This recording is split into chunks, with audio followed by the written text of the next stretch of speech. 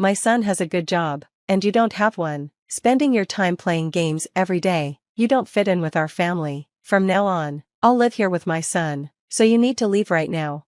It was unusual for my husband, who usually stays in his room, to be out. The intercom rang loudly. When I opened the door, my mother-in-law said, "Why didn't you open the door as soon as the intercom rang? You really are a useless wife who can't do anything."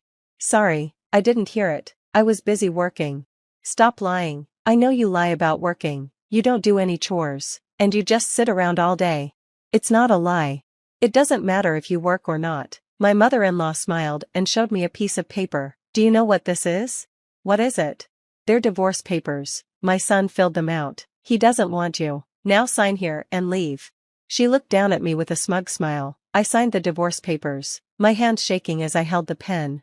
My poor mother, so happy, doesn't understand me at all. "My name is Jasmine. I work from home as a freelance writer and editor. A few years ago, I worked for a publishing company. Thanks to that experience, I still make enough money to live well. When I worked at the publishing company, I saved a good amount of money, so even though I'm a freelancer now, I can live without many worries."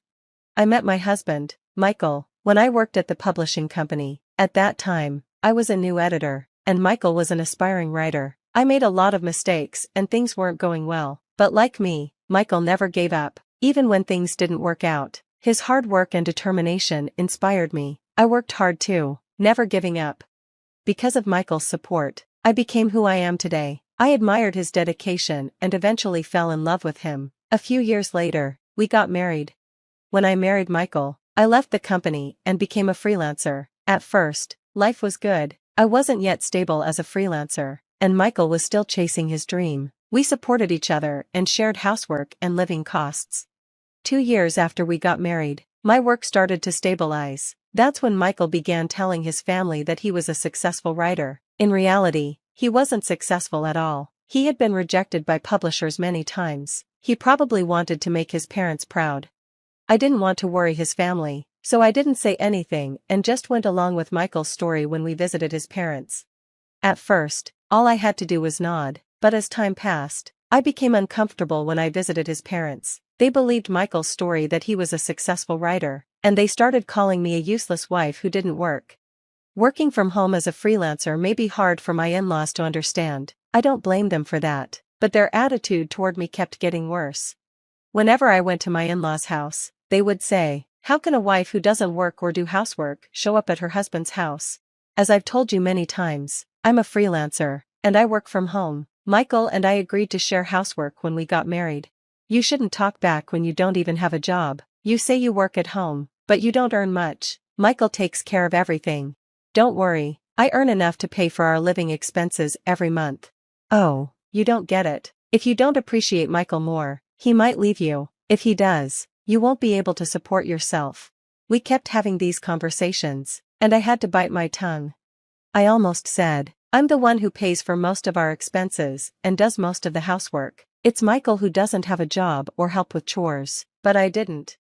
At first, I only heard their sarcastic comments when Michael wasn't around, but recently, when we went to dinner at his parents' house, they only prepared food for Michael, and I had no seat. It became normal that they didn't care about me. On top of everything, my in-laws were talking about me to all the relatives. Even when I went to family gatherings a few times a year, they would gossip about me behind my back. I didn't feel sad about it, but I was frustrated with Michael. He just sat back and let them say whatever they wanted without even trying to stop them. Since my in-laws believed Michael was a successful writer, they started asking him to buy them things. Michael would ask me to buy new furniture or appliances, even though the ones we had were still fine. He wanted to impress his parents, so he bought everything they asked for. I ended up spending nearly $2,000 a month on things for them. All the money came from my earnings. Michael took money from my account and wallet without telling me, and gave it to his parents. At first, I let the small amounts slide, but when it became too much, I said, "Michael, don't spend my money without asking me." He just looked at me like I was bothering him. "You work from home, so your job is easy, right? You're just playing around and making money. Why not spend a little on my mom? Don't be so stingy." "Michael, is that really how you see my job?" "Yeah, it's easy. You stay at home and get paid for it." I can't believe you think that about me. He laughed and walked into his room. As I watched him, I realized I couldn't take it anymore. I decided I would divorce him. I had always believed Michael was on my side, no matter what his parents said. I tried my best, but now even Michael was mocking me. I saw everything clearly now. I knew he spent hours in his room but never wrote a word of his manuscript. He was just playing video games. When I first met him, he was so serious about his work and wanted to write something amazing. I no longer see the hardworking Michael I once loved. All I see now is Michael, who sides with his parents and makes fun of me. I decided to secretly look for an apartment for myself. While searching for a new place, I began organizing my things and preparing to leave at any time. Eventually, I found a good apartment and had already seen it. One day, when Michael wasn't home, my mother-in-law showed up. She rang the doorbell excitedly and barged in, sitting on the sofa like it was her own house. "Jasmine, get out of this house." "What are you talking about?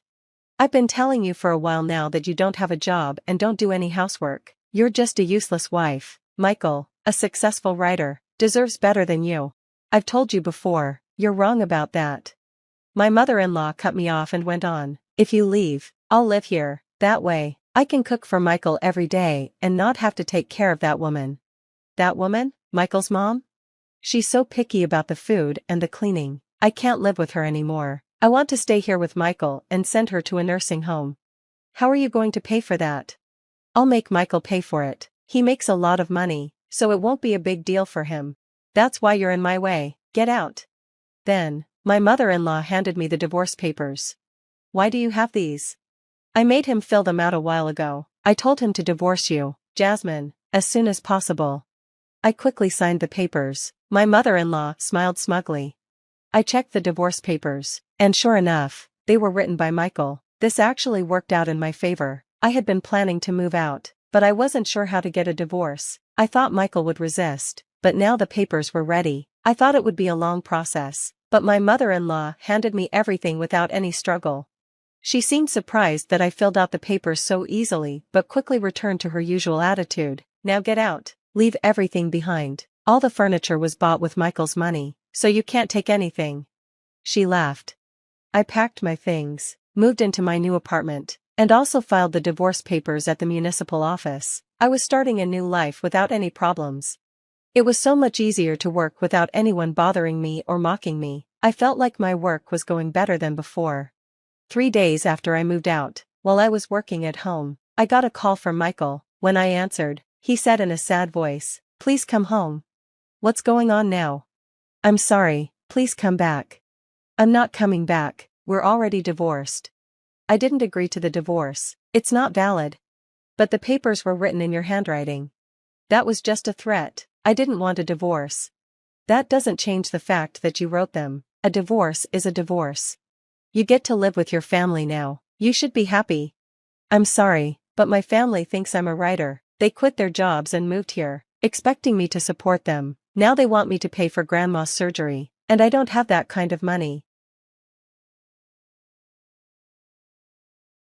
"I see, so, that's why you want me to come back." "Yes, and now that my parents know I've been lying, they're really mad at me. They're all demanding that I bring you back. You know how hard this is for me. Please come back. Let's live together again." "Do you really think I'm going to say yes? I've told you many times, we're divorced. You need to face your real problems." "Don't say that, Jasmine." No matter how many times I said no, Michael wouldn't stop asking. He kept holding on to me. I told him over and over that we were strangers now, that we were divorced, but he didn't listen. "Fine, I'll divorce you if you keep pushing, but if we do, you should be responsible for my parents' care and alimony, since you were supposed to take care of them when we were married." "What are you talking about?" "Well, if you hadn't divorced me, my parents would have ended up in a care facility, and we would have had to pay for their care, so, now you should pay for it. You divorced me on your own. They found out I lied about being a successful writer, and my parents got mad at me. All of this is because of your selfish divorce. I can't pay alimony." "No, I won't pay that because I don't get what you're saying. When we were married, it was you who called me a jobless, useless wife. You lied about me, and your parents and relatives believed you. I was hurt more than you. I'm not interested in you anymore. If you need money, why don't you borrow it from the bank or somewhere else?" With that, I hung up the phone without waiting for Michael's response. I blocked his number and changed it. A few months later, I passed by my in-laws' old house, which had been sold and turned into a parking lot. There was no trace of the house left. While I was looking at the parking lot, a neighbor, who had been shopping, came over and told me that Michael's family had to move into an old apartment because they were all unemployed and out of money. They had been fighting every day, and the neighbors could hear them. It was so loud that the police had been called.